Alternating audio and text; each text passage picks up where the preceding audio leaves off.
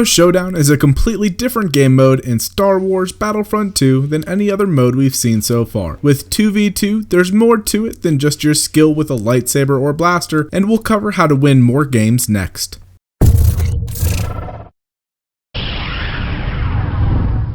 Welcome back. So since Heroes Showdown has been released, I've played quite a few matches, and the mode is fast paced and can be very intense if you put some thought into the fight. I've seen others say that there's no strategy and it's just rushing at each other to see who dies first, but anyone who's ever played an arena game mode before, like in World of Warcraft, knows that there's much more to it than that. We'll cover where the strategy lies in Heroes Showdown in Star Wars Battlefront 2 and how you can use it to win more matches. As we go through this, put your advice or best hero pairings in the comments, that way we can all learn together.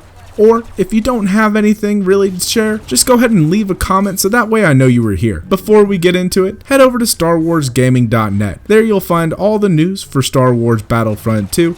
And if you need someone to play Heroes Showdown with, you'll find a list of super cool players in the general forums under Greeny Weeny Master List. Add some people to your friends list, and you'll never have to worry about getting into a match with another random player again. The main thing in Heroes Showdown is the playstyle is much different than other game modes. There's no objective besides kill the enemy, which leads people to believe that you have to rush at the enemy, and there's no respawn, so staying alive is super important. Communication is going to greatly help in this game mode, and I would love to see them automatically add players into a party together so that the voice chat can become active. This would help a lot of teams of solo players have more of a fighting chance against a pre-made duo. If you are playing with a friend, this game mode is going to be a lot more fun for you, or if you've found somebody you'd like to play with online, that'll work as well. The most important part you need to learn and do in order to win is to control your engagements. Now I know, a lot of you are like, well duh, of course you want to control your engagement, but humor me and let's take a look at what that actually means. The first part of controlling an engagement is knowing what the enemy has at its disposal, its strengths, its weaknesses, and how to capitalize on the weak points and negate the strong. Now this game makes it easy to know what you're up against, since it shows you at the start of the match what the other team has chosen.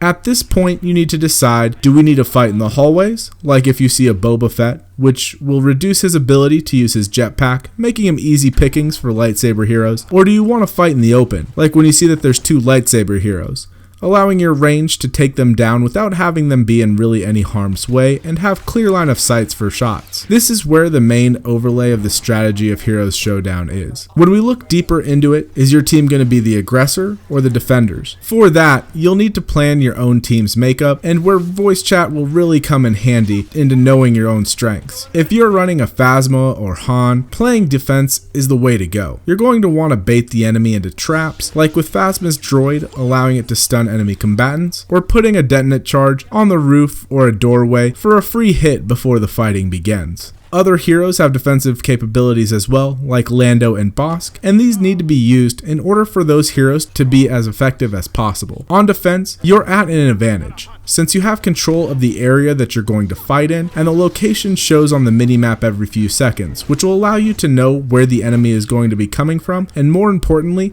they'll know where you are, so they can fall into your trap. It's a trap!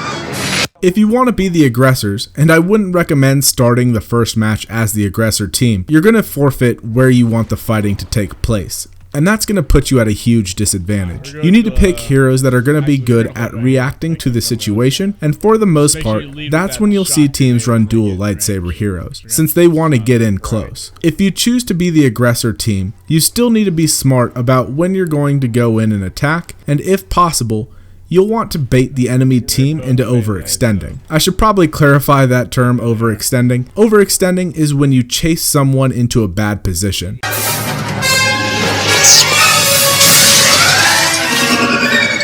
If you're on the defense, you never want to chase unless it's a 2v1, and even then you want the chase to be controlled, like with your teammate, so you're not into a 1 vs 1. If you are an aggressor though, you should be aiming to try to get their lightsaber hero to chase through a doorway, or even better, around a corner. This changes the engagement from a 2v2 to a 2v1 for a short period of time, and if you can capitalize on this huge mistake, you'll win the match. This will take some patience. Patience. Use the force. Think. and will take some communication. But if you're able to get a partner that you play with regularly, it'll become easier and easier. If you run into a situation where both teams are playing more defense, and the longer that this mode goes on, the more likely this is going to happen, you and your teammate have a choice.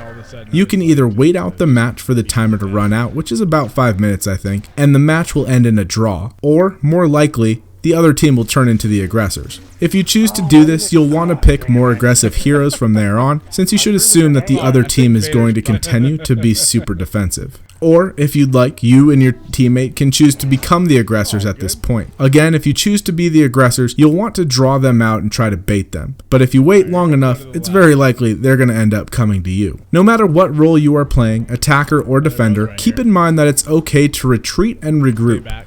If a fight isn't going your way, or you find yourself in a bad engagement, it's okay to back off and heal up and replan. 5 minutes is a long time, and there's no need to push a bad fight. This goes for every game out there and every single game mode. If you find yourself in a bad situation, it's okay to fall back and wait for a better engagement. Just make sure that you tell your teammate what you're doing so you don't leave them out to dry. The next thing we need to look at is hero picks themselves. While this isn't as important as controlling the fight, it's not far behind.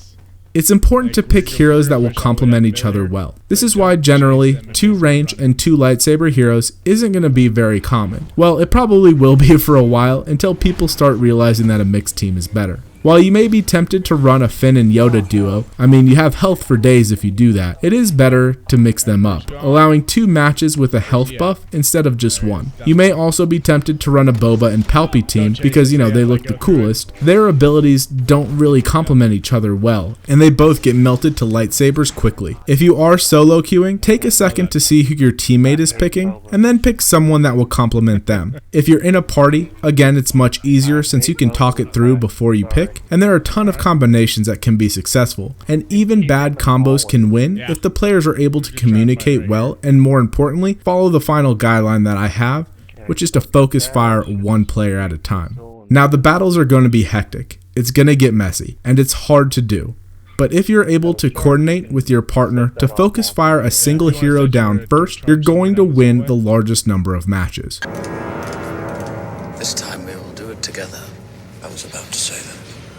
When it comes to picking which hero to focus, there are several things that can come into play, and the hero you choose to focus on first may change at any moment. So just be sure you're talking it through if you really want to win every single time. You should always have a plan when you load in which one is going to be the main target, and that's pretty easy to do. You want to pick the hero with the least amount of health. The reason is pretty obvious, but I'm going to say it anyway because I need the time on the video. The lowest health hero is going to die faster than, say, Vader with his 1k health pool. If you're unsure which hero has the most amount of health, you want to pick the hero with the strongest stun to take down first. Again, obviously, because the longer they live, the more they can stun you. While in the match though, this is going to change, and it may change frequently. If you're able to make one of the enemy heroes overextend, they just became your primary target, no matter which hero they are, since they've given you a 2v1 situation. Most likely your overextenders are going to be your lightsaber heroes, since they have to get up close to do damage, and it's easy for them to lose track of their positioning and to leave their teammates behind. Since lightsaber heroes normally have higher health, they're generally not going to be the original planned target. Also, while a fight goes on, players are going to lose health, so the lowest health hero may change periodically, so just keep that in mind as well. So when it comes to targeting, the order should be lowest health, strongest stun, the overextender, and then finally the new lowest health. If you're able to do that well, you'll win every single time you play Hero Showdown. If you enjoyed this video or learned anything, give that like button a click and then subscribe if you haven't already. New videos are Monday, Wednesday, Friday, and we stream Tuesdays and Thursdays. Everyone is welcome to join in the stream, and if we can get a full 20 players, it's a ton of fun. I appreciate your time and your support. I hope you have a wonderful day, and I'll see you in game.